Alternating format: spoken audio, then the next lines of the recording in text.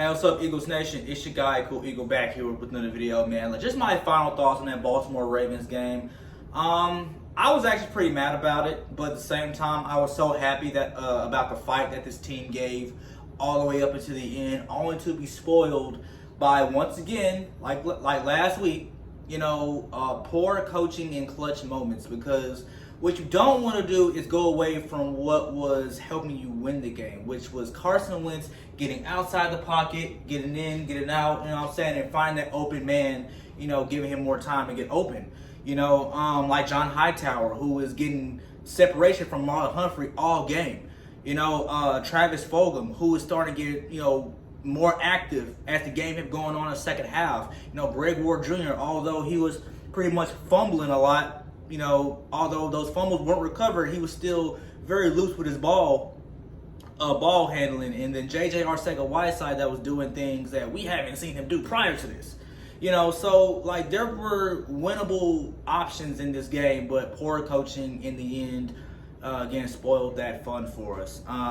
But however, I'm still happy in the fact that knowing that I have a franchise quarterback, a bona fide franchise quarterback, man, that was doing things that that were outside of his nature just to help this team win a ball game. So at this point forward, man, even from the 49ers game, man, I didn't want to hear any more crap about Carson Wentz, because he is a bona fide starter, and putting in Jalen Hurts, we probably would have got blown out by 32, instead of losing by 2. You know what I'm saying? So I'm really happy about that. But moving into this Giants game, I think that this is a very winnable game for us, just because, one, on offense, I think we found a new light. I think we found John Hightower making significant gains, and all that manifesting into this Giants game.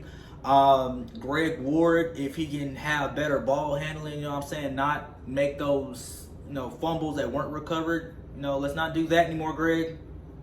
Slow it down. And then this will also be a good time to, for Travis Fulgham to have a really good game, because he's going up against a very porous Giants secondary. A lot of Giants content creators are saying Bradbury's going to handle him. Oh, okay. We'll see about that.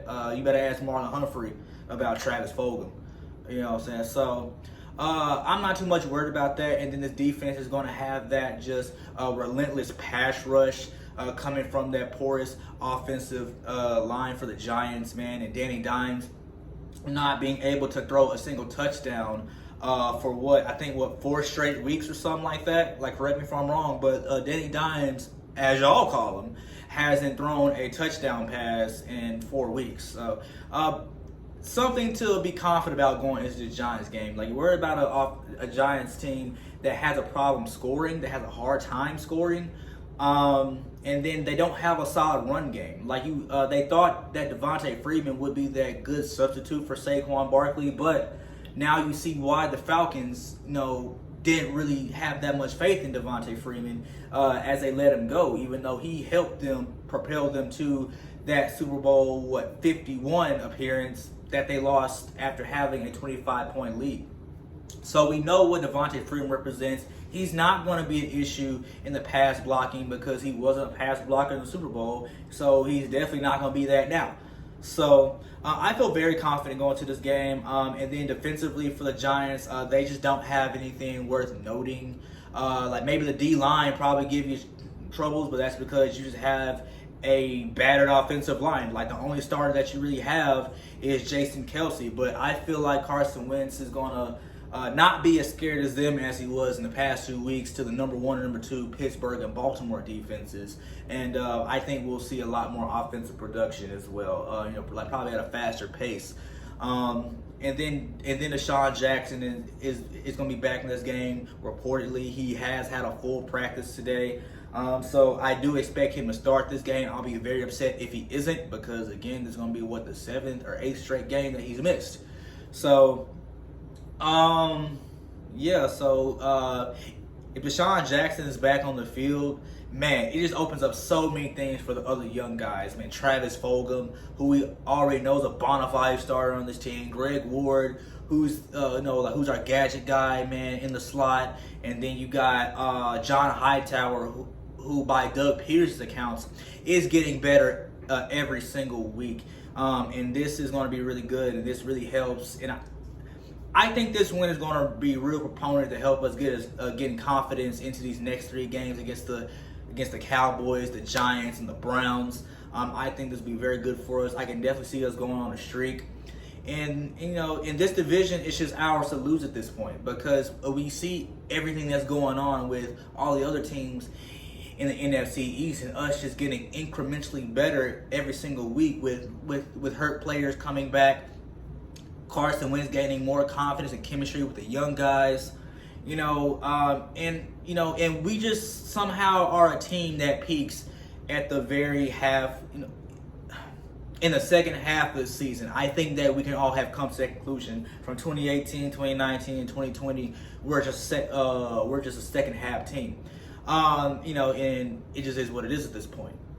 It really is what it is at this point. So us getting healthier and incrementally better. The Giants, well, they're just the New York Giants. They weren't winning with Saquon, so I don't see them winning without Saquon. And then the Washington football team, they don't really have a solid starter at the quarterback position, since they can't get consistent quarterback play. You're not really seeing a lot of Alex Smith like you thought. So now you're getting Kyle Allen, who we've seen what he was in Carolina. And then they just have just so much turmoil going on that team. Like, the only thing going for them is that defense, which, you can figure out a way to beat a defense if their offense is that bad. And then the Cowboys, we seen what happened, against the Cardinals, who played pretty poorly offensively. Kyler Murray completed 9 out of 24 of his passes. So that tells you, and then the turmoil going on in that locker room just tells you oh, okay, this division is really ours to lose. So let me know what you guys think, man. Next video I'll be posting, we'll be talking about more of the trade deadline and possible scenarios, even though I'm not really a trade specialist kind of guy. That's really more of Philly Mike or Philly 500, Lord Brunson. I'm not really, I just look at, okay, how are we playing from week to week, and just based off the numbers, how we could potentially do. So right now, division's a wide open race for the Philadelphia Eagles. It's for us to lose.